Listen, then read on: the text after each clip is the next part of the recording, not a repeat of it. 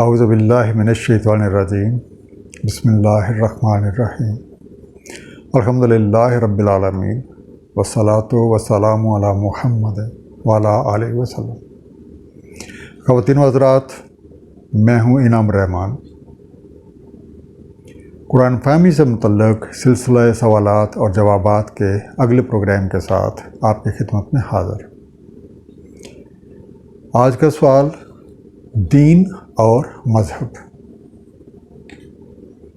ہمارے معاشرے میں اکثر مذہب کا لفظ استعمال ہوتا ہے، جبکہ قرآن کریم میں یہ لفظ موجود نہیں ہے، اور لفظ دین کا ترجمہ مذہب کے طور پہ کیا جاتا ہے۔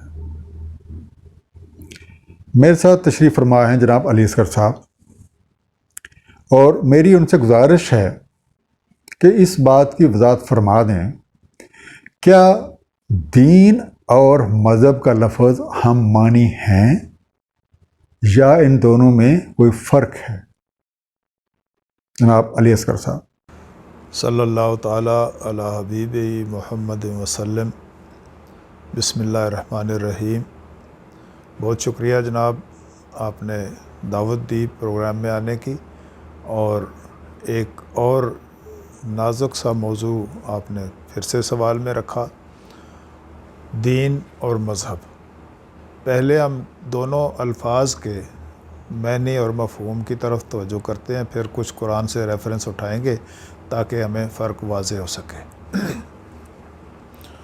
قرآن میں جو دین کا لفظ استعمال کیا گیا وہ بحیثیت قانون کے استعمال کیا گیا، طریقہ کار کے مطابق کی بات کی گئی۔ مذہب کا لفظ قرآن میں استعمال نہیں ہوا، یہ فارسی کا لفظ ہے، اور ترجمے کے حوالے سے لوگوں نے، اکثریت نے اس کو اڈاپٹ کر لیا۔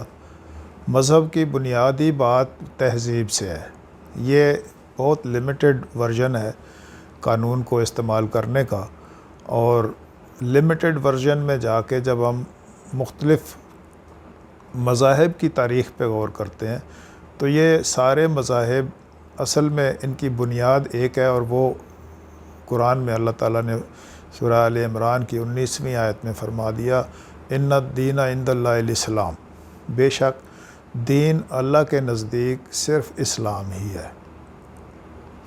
اس آیت کو جب سامنے رکھتے ہیں تو اللہ کے نزدیک دین اسلام ہی ہے، تو باقی جتنے مذاہب ہیں ان کی حیثیت کیا ہے؟ اس حوالے سے تھوڑا سا ریفرنس میں کوٹ کرتا چلوں گا کہ قرآن پاک میں موسیٰ علیہ السلام کے ساتھ ایک گائے کے حوالے سے پوری سورہ بھی ہے، اور اس میں گائے کو ذبح کرنے کے حوالے سے احکامات بھی ہیں۔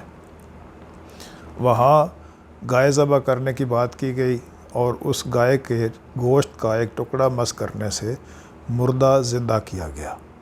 اب جو لوگ گائے کی تقدیس کے اوپر قائم ہو گئے، وہ اسی اسلام دین میں سے انہوں نے اپنے لیے ایک مذہب چنا جس کا نام انہوں نے ہندوازم رکھ لیا، یا اس کو وہ گائے کی پوجا میں لگ گئے۔ اسی طرح کچھ اور مثالیں بھی ہیں۔ ایک اور مثال ہم یہ لیتے ہیں کہ موسیٰ علیہ السلام کوہ طور پہ آگ دیکھی، وہاں گئے، آگ میں سے آواز آئی، اور جب انہوں نے لوگوں کو یہ بتایا کہ آگ میں سے آواز آئی کہ میں ہوں اللہ تمہارا رب، تو آگ کے تقدس پر قائم رہنے والے لوگ زرتشت کہلائے۔ اسی طرح دنیا بھر کے جتنے مذاہب بھی ہیں، یہ دین اسلام کی بگڑی ہوئی شکلیں ہیں۔ اللہ کے نزدیک صرف دین جو ہے، جو قانون ہے، وہ اسلام کا ہے۔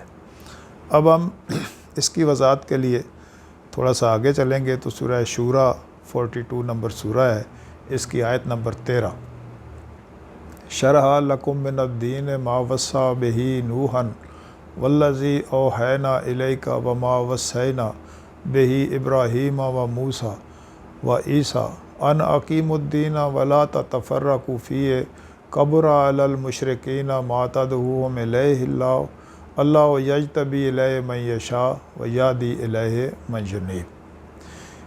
اس آیہ مبارکہ میں اللہ تعالیٰ فرماتے ہیں کہ ہم نے اس کی شرح کر دی، وضاحت دے دی آپ کو دین کے حوالے سے۔ یہی ہم نے نوح علیہ السلام کو وصیت کی تھی، یہی ہم نے اس کے بعد آنے والے پیغمبروں کو دیا، ابراہیم علیہ السلام کو، موسیٰ علیہ السلام کو، عیسیٰ علیہ السلام کو، سب کو یہ بات بتائی اور انہیں کہا کہ دین کو قائم کر دو، ان اقیم الدین، کیسے قائم کرو، ولا تتفرقوا، اور تفرقے میں مت پڑو۔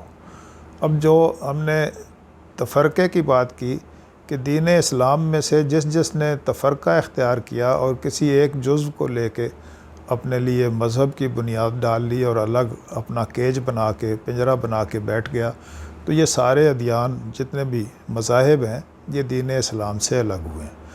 ان سب کو یکجا جب میں دیکھتا ہوں تو پھر یہ ہے کہ دنیا میں جتنے مذاہب بھی ہیں، سب مذاہب میں برائی کو برائی اور اچھائی کو اچھائی ہی کہا جاتا ہے۔ اس کا مطلب یہ ہوا کہ ان کا بیسک تھیم ایک ہے، اور وہ بیسک تھیم ہے اسلام، وہ دین جسے اللہ نے پسند کیا، جسے اللہ نے وضع کیا۔ سارے انبیاء کا شروع سے لے کے اینڈ تک یہ سارے کا سارا ایک ہی دین ہے، اور یہ طریقہ کار ہے زندگی گزارنے کے لیے۔ تو اس طریقہ کار کو جب ہم دیکھتے ہیں تو پھر یہ دین فطرت کے حوالے سے اکثر سننے میں بھی آیا۔ یہ سورہ روم کی 30ویں آیت ہے، فاقم وجہک للدین حنیفا فطرت اللہ التی فطر الناس علیہا لا تبدیل لخالق اللہ ذالک الدین القیم ولکن اکثر الناس لا یعلمون۔ اور یہ جو دین حنیف کی بات ہے یہ فطرت اللہ پہ، اللہ کی فطرت کے حوالے سے ہے، اور یہ جس فطرت پہ لوگوں کو تخلیق کیا گیا ہے، فطرت الناس، تو اس میں اللہ تعالیٰ کا پورا سسٹم چینج نہیں ہوتا، یہ دین قیم ہے۔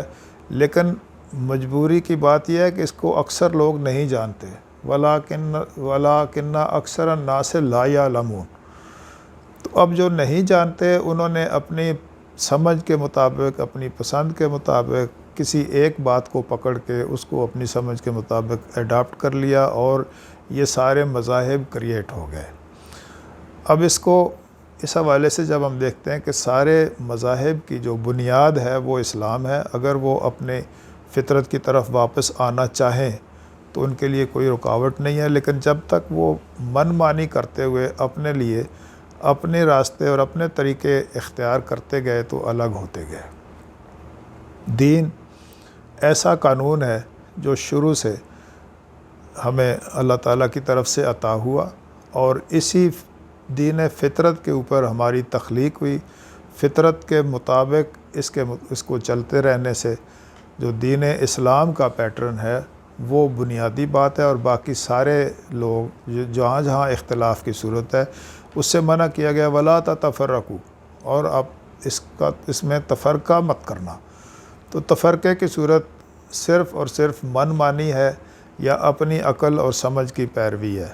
تو اس کی وضاحت کے لیے اللہ تعالیٰ نے کم و بیش 1,24,000 انبیاء کرام اور اپنے برگزیدہ بندے بھیجے جاتے رہے، وہی اس کی وضاحت کرتے رہے کہ دین فطرت ہے، فطرت کے مطابق ہو جاؤ۔ تو فطرت کے مطابق رہنے کا جو طریقہ کار ہے، جو قانون ہے، اس کو دین اسلام کہا جاتا ہے۔ باقی مذاہب اس کی بگڑی ہوئی چھوٹی چھوٹی شکلیں ہیں جو لوگوں نے اپنی پسند اور اپنی سمجھ کے مطابق اپنے لیے راستے اختیار کر لیے۔ اگر وہ واپس دین فطرت پہ واپس آئیں تو یہ ساری کائنات کا پورا نظام، نوع انسانی ایک ہی دین کی پابند ہے اور ایک ہی قانون کی پابند ہے، اور وہ ہے قانون فطرت، اللہ تعالیٰ کا یہ نظام۔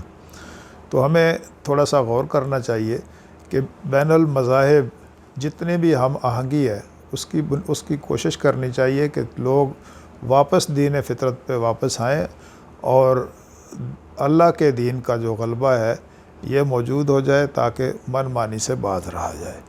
تو اس حوالے سے چند ایک باتیں تھیں، مزید کسی پروگرام میں انشاءاللہ اس پہ تفصیلاً بھی بات کریں گے۔ آج وقت کی کمی کے حوالے سے میں اتنا ہی بتاؤں گا کہ اللہ کے نزدیک جو قانون ہے، دین ہے، وہ صرف فطرت کا ہے اور وہ اسلام ہے۔ باقی سارے اسی میں سے الگ برانچیں نکلی ہوئی ہیں، اور ان میں سے جو لوگ فطرت کی طرف واپس آئیں گے انہیں دین اسلام وہ قبول کرنے کے لیے اور ویلکم کرنے کے لیے تیار ہے۔ اللہ تعالیٰ ہمیں فطرت کے مطابق رہنے اور احکام الہیہ کے مطابق ہونے کی شرف عطا فرمائے۔ سر ماشاء اللہ، ایک بہت ہی خوبصورت وضاحت، اور جس سے کئی نئے پہلو جو ہیں وہ دین کے بارے میں بہت واضح ہو جاتے ہیں، کیونکہ دین کو قانون بھی ہم کہہ سکتے ہیں اور دین کو ایک کمپلیٹ کوڈ آف کنڈکٹ بھی کہا جاتا ہے۔ اس کوڈ آف کنڈکٹ کو اپنی زندگیوں کے اوپر لاگو کرنا، یہیں ایکچولی اس دین کو قائم کرنا ہے۔ اللہ تعالیٰ ہم سب کو اسے صحیح طور پہ سمجھنے کی اور اسے اپنی زندگیوں میں نبی پاک صلی اللہ علیہ وآلہ وسلم کے بتلائے ہوئے اور سکھلائے ہوئے طریقہ کار کے مطابق عمل کرنے کی توفیق عنایت فرمائیں۔ السلام علیکم خواتین و حضرات۔